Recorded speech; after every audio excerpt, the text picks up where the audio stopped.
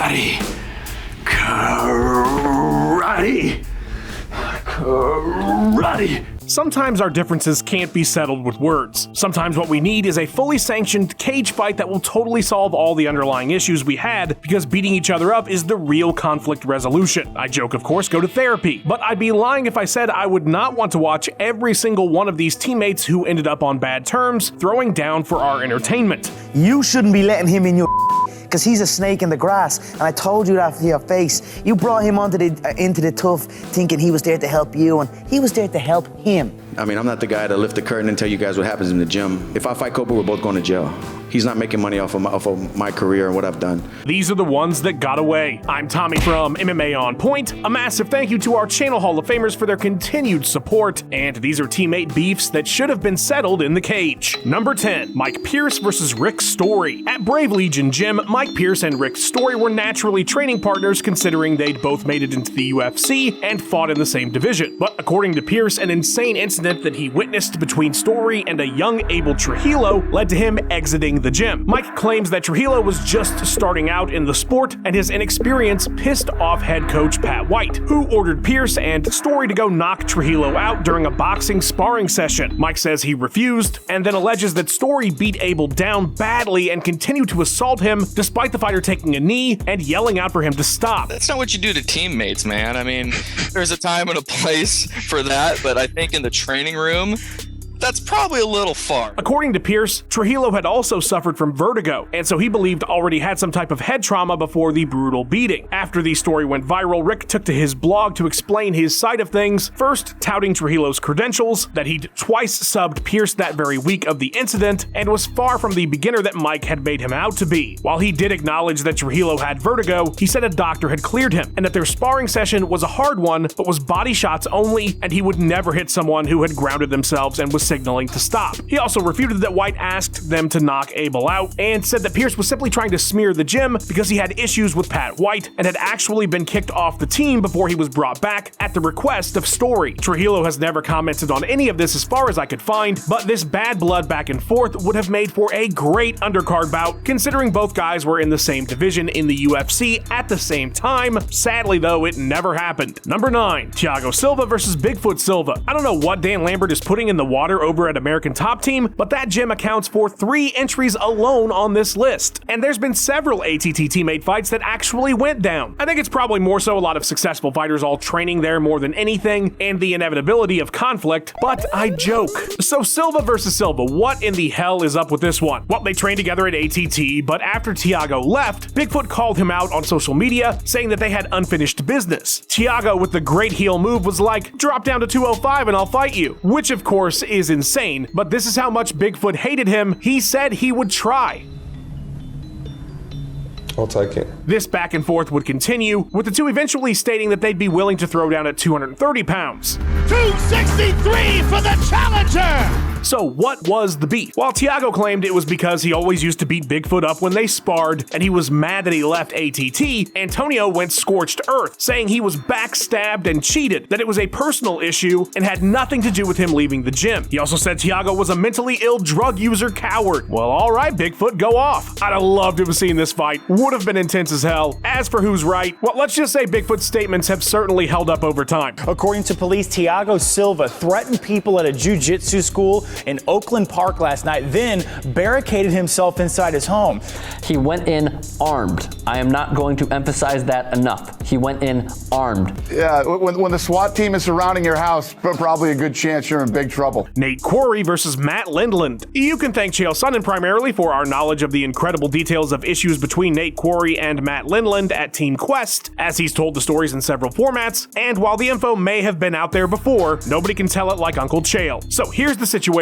Matt Lindland, co-owner of the gym and respected 185er with championship hopes, was also seen as the top guy at Quest, and he had to sit back and watch as one of his underlings in Nate Quarry, who had worked his way up the ranks at the gym, earn a title shot against Rich Franklin, coming off the popularity of The Ultimate Fighter, and a few really solid UFC victories. Things would come to a head with a sparring session between them that got out of hand. So here's what happened for me. Matt Lindland is the #1 ranked fighter in the world. Nate Quarry gets offered a world title fight against Rich Franklin, and we're all teammates. What a great opportunity for Nate. Let's get Nate ready. Didn't really think anything more of it than that. But there is another element, and one of your subordinates, if you would, lack of a better term, but one of your subordinates is given the opportunity that you, according to your own opinion, but also the rankings, believe you deserve. It made it weird. This drama was right here in front of me. I was 27 years old. I just didn't see it. I didn't get it. And then those guys go spar and all hell breaks loose. Quarry would go on to lose to Franklin, but the tension with Lindland, Nate's sense that he couldn't get better at a gym that refused to bring in world-class coaches, and a crazy incident where Matt beat the shit out of Scott Smith. And he soccer kicks him in the ribs twice and then head stomps him at the base of the skull. And he just goes, yeah, with what happened here the other day, if that scared you, I'm sorry. Did that scare you? Because if it did, I'm sorry. And so when Randy ended up leaving the gym and Matt kind of took over, all the guys are just kind of hanging out and they're going, man, we hate these practices. We never know what we're going to be doing. We don't have a boxing coach. We don't have a kickboxing coach. We don't have a conditioning coach. And they just looked at me and said, we're not a gym. We're not a jiu-jitsu gym. We're not a boxing. We're an MMA gym. We're not bringing in any of those coaches. If you don't like it, leave. All appeared to help inform his decision to part ways with Quest. In the aftermath, the two traded barbs in interviews and on social media, with Quarry blaming the exodus of top fighters on Lindland's leadership. It would have been a perfect mid-2000s master-apprentice bad blood fight, but with Lindland on the outs with Zuffa, it never happened. I still feel to this day that we owe Scott Smith a bit of an apology. Number 7, Hector Lombard versus Josh Barnett. Now, I bet you're seeing the title of the century and you're thinking, how in the hell would that work? Fucking magnets, how do they work? Lombard at his biggest was a light heavyweight, and that was pushing it. The guy even fought at welterweight. No chance in hell he would ever be fighting big-ass heavyweight Josh Barnett. Well, why don't you let Hector himself refute that notion? Hey, Josh Barnett, I wanna fight you too. I don't care how much where you are. Josh Barnett, come over. They were teammates at the time of that video, by the way. So Lombard and Barnett were teammates at CSW Training Center and were apparently oil and water, with both accusing the other of being a gym bully. Hector supposedly broke Josh's nose. Barnett apparently held Lombard down and roughed him up. It's a lot of he said, she said, but what is not is gym owner Eric Paulson's insane story about a 30-minute brawl the two had one day at the gym. Hector likes to throw hard. Everyone knows that. So one day him and Josh in a 5-minute round turned a 5-minute round of boxing into a 32-minute round of boxing, and they just kept hitting each other harder and harder. Basically what I did is I just sat and followed them with a mop and mopped up all the blood because they were both bleeding. And Josh grabbed him one day and brought him in the cage when I wasn't here, and I walked in and he had Hector down and he said, hey, you like to go hard? And Josh wouldn't let him up. Hector never forgave him for that, and so it's been bothering him, and he told Josh that the reason he left here was because of that. Surely there is CCTV footage of this. We need that tape. Given their long-standing bad blood, their apparent actual unsanctioned fight, and their willingness to throw down, it's a shame that it didn't happen, as Barnett was kind of floating around in 2010. He totally could have made a pit stop in Bellator. Damn it, Bjorn Rebney. Number 6, Rampage Jackson versus Michael Bisping. After losing his light heavyweight title to Forrest Griffin, Rampage Jackson would end up joining the Wolf Slayer Academy out of Liverpool. And while this was his fight team and they were also sort of managing him, he didn't up and move to the UK full time. I love the UK. I just don't like the weather. If you want some, I'll give it you. You want to do it, mate? But his association with the group would make him friends and teammates with none other than Michael Bisping. During their time together, Jackson's career would see him get all the way back to the title picture, but fall short against John Jones. And as for Bisping, he would see 2 failed title eliminators. Following his loss to Chael Sonnen, the Count parted ways with Wolf Slayer. And that's when stories about tensions between Jackson and Bisping started. 3 years after Mike left the Academy, Jackson vaguely addressed the issue on a Twitch stream, calling Bisping a traitor. Fuck Bisping, he's a fucking traitor. I want to fight Bisping. Yes, I would fight Bisping in a heartbeat. cheapest guy I ever met. Bisping's response came via a reply to a fan on Twitter where he called Page unprofessional and said he would fight him at any weight he wants. Sadly, we never got the throwdown, as that was that weird period where Page was in Bellator but not, and fought once in the UFC again before going back to Bellator, so not exactly ideal. For Mike though, this was that pre-Anderson Silva victory era, and it would have absolutely been the most high-profile fight he could have. It's a shame we didn't get to see them settle it in the cage. Recently, Bisping went and did an interview about people that take TRT as cheating and shit like that. Yeah. And that didn't sit well with me because people that live in glass houses shouldn't throw stones. Number 5, Rumble Johnson versus Alistair Overeem. Oh my god, I'd have paid any amount of money to see this fight. So for a cup of coffee, Rumble Johnson and Alistair Overeem were teammates and training partners at the now defunct Black Zillions camp down in Boca Raton. While it was a rocky period for the Reem, who lost embarrassingly to Bigfoot Silva and then was KO'd by Travis Brown in the first round, this was the period of Johnson's career resurgence, coming back up through the WSOF to return to the UFC. Change from both men.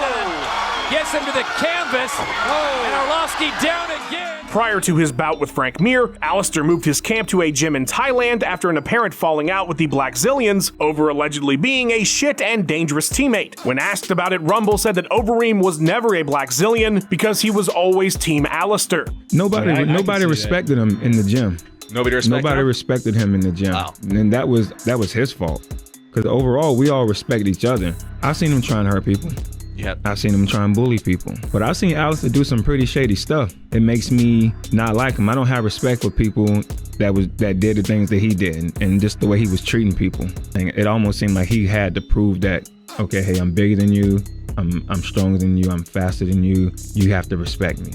I respect him as a fighter because we're in the same sport, but I don't respect him as a human. If they came to you with a fight at heavyweight against Alistair Overeem, would you take that? I would take it.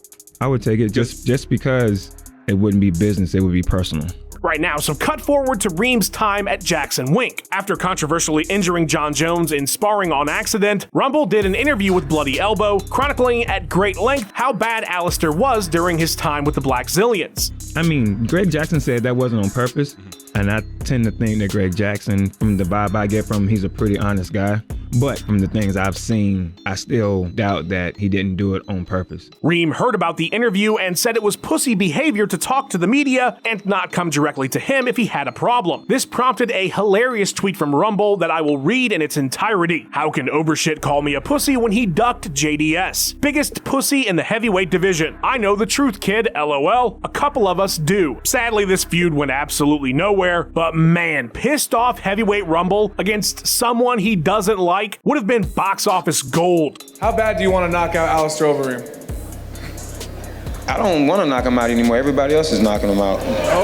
Number 4, Kayla Harrison versus Amanda Nunes. I'm not safe even in my territory. These were the words expressed by Amanda Nunes on why she left her longtime GOAT status creating gym American Top Team suddenly following her shocking title loss to Juliana Pena. Her training partner for that fight, none other than teammate Kayla Harrison. In the longer interview, you got the sense that Nunes felt threatened by Kayla's presence in the gym and their seemingly inevitable collision course, with Amanda saying that at the time, had Harrison signed with the UFC and they were to fight, that Kayla would have to leave the gym. So I don't want to walk in my gym and I have a girl that's trained with my coach that's attacking me all the time. Verbally, social media, exactly. Yeah. From now on, I'm the baddest woman in this room and in any room. I believe that I'm going to be the greatest. It's not personal, it's not directed at Amanda, it's not directed at Clarissa, it's not directed at Cyborg. This is about me. And she cannot be here in my gym. She have to go. The UFC wouldn't happen until Nunes retired, but no longer teammates, both fighters still seem very much up for a throwdown. In fact, Harrison seems to think it's necessary for her own legacy. How do you feel about Amanda Nunes retiring? Oh, yeah, I was bummed. I mean, I'm happy for her, but selfishly, I was, If I win belts in every major organization or beat champions from every major organization, then does that make me the greatest of all time? I'm from a sport where I was training in France a month before the Olympics with the girl that I fought in the finals of the Olympics. It's not personal. It wasn't and she wasn't trying to hurt me, and I wasn't trying to hurt her, and we were both just training. The problem, of course, is that Amanda is retired now, and getting her back could prove difficult, despite her enthusiasm at times on social media for calling Harrison out. It's really a tale as old as time in mixed martial arts. We've seen this type of scenario play out so often, and while I think it's unlikely to happen now, I would love to see this fight more than any other in the bantamweight division right now. I would love to win a UFC title, and if Amanda wants to come back, I'll welcome her with open arms. Number 3, Ken Shamrock versus Frank Shamrock. I would imagine that there's a bunch of fans out there who didn't watch back in the old times, who assume given their brotherly relationship that Ken and Frank Shamrock are best buds and have weekend cookouts together all the time. Frank Shamrock standing next to me, my brother, pancrase champion. But that is not the case. The adoptive brothers were both taken in as troubled youths at separate times by Bob Shamrock, who ran a group home, with Frank being formally adopted at age 21. Older brother Ken had already established the legendary Lion's Den by the time Frank finished a 3-year stint in Folsom on a burglary beef. Eager to join the team, Ken would beat the ever-living shit out of Frank at the gym, as he did with all new faces. Usually I did the initiations, and I beat the crap out of people. But I knew when he came out of there with that swagger and his attitude that I had to be the one, because he had to respect me. Frank took it personally. Their issues widened even more when Ken was on the road working for the WWF and Frank was placed in charge of the Lion's Den. Their fighters were losing and Ken didn't like how his younger brother was running the gym. When Bob took Ken's side, Frank left and never looked back. He put me in charge, but I was given no power or sort of authority to do anything. I was just supposed to do, his way while he was gone. Ken told me that I don't have what it takes. I'm not going to be a world champion. I'm never going to be a world champion. And I should focus on what I'm good at, running his gyms. Creating alliance and becoming one of the key figures in the evolution of the sport. The family's relationships were so strained that when Bob Shamrock died, Frank did not attend his funeral. So this was some very deep-rooted, far beyond mixed martial arts stuff. Despite all of this, there were talks of a fight in the late 2000s, around the time the brothers coached in the IFL. That fight between me and Frank, Frank has been talking about wanting to fight me for years. The fact is, I tried to get that fight to happen, and Frank did a lot of talking, and then the fight never happened. Brothers fighting is not a dirty thing. It happens every day in this world. Brothers fight each other. They just don't get paid for it. But it never materialized. Years later, the brothers would reunite for a documentary about Frank on Spike TV, with Ken suggesting that a fight is what they needed to reconcile. But Frank did not want to come out of retirement, and so the fight never happened then either. As best as I can tell through research, while their relationship is no longer hostile, I don't think they're spending Christmas together. Number 2, Colby Covington versus Dustin Poirier. So many of the beefs we're talking about in this video are teammates that parted ways, and then it was revealed that they had problems with each other afterwards. But these two aired all their dirty laundry for the world to see while actively at the very same gym. While we know now that there was long-standing animosity between the two, the public's first real taste of this thing was at the post-fight press conference following Poirier's title fight loss to Khabib, when asked by a reporter who was unaware they were teammates if he'd fight Jorge Masvidal. Would you be interested in fighting next? Masvidal and Nate, it's the BMF belt, so you're a BMF, so... No, George is a buddy of mine. I won't fight him. He's a training partner.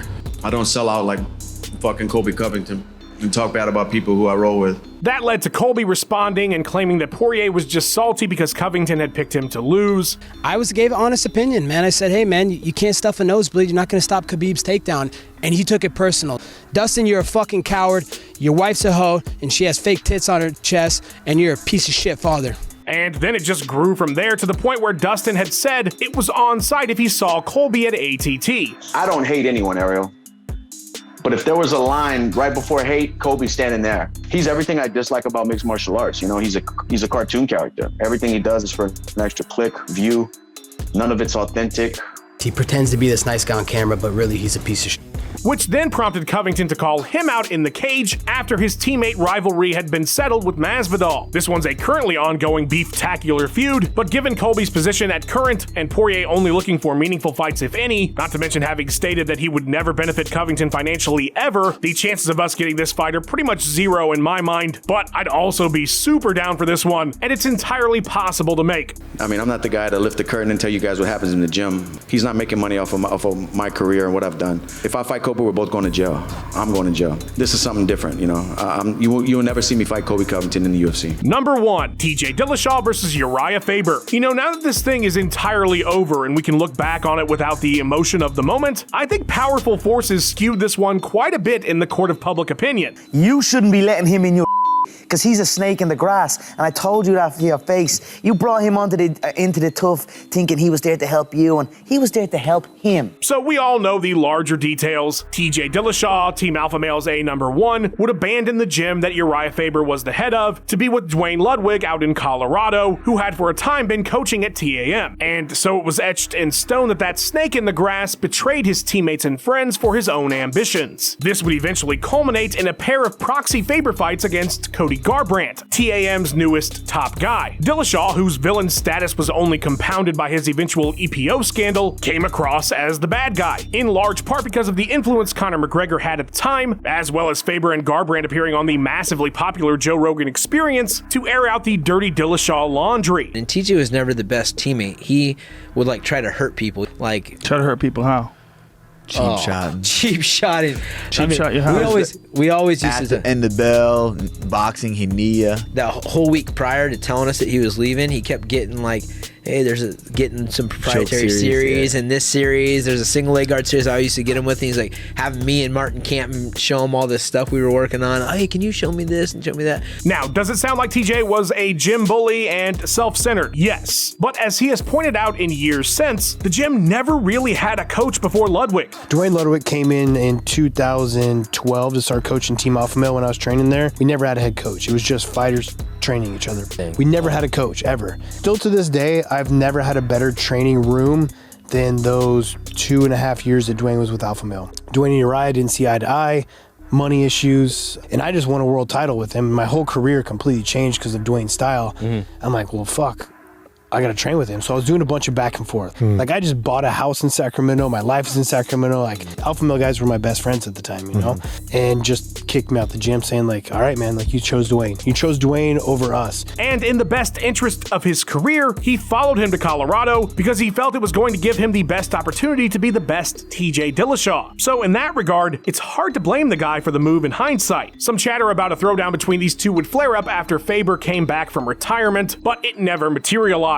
As much fun as it was to see the TAM drama get resolved with Cody in the cage, TJ versus the face of the gym would have been so much more awesome. Massive thank you to the Channel Hall of Fame members. Seriously, you guys are the best. Air high five. You, dear viewer, can be a Hall of Fame member too, just by hitting the join button and taking it from there. There's exclusive content, and you might have some say in our videos. Like and subscribe, or your two favorite teammates will get into a beef right now. Leave a comment about which of these fights would have been the best, and thank you so much for watching, guys. Catch you later.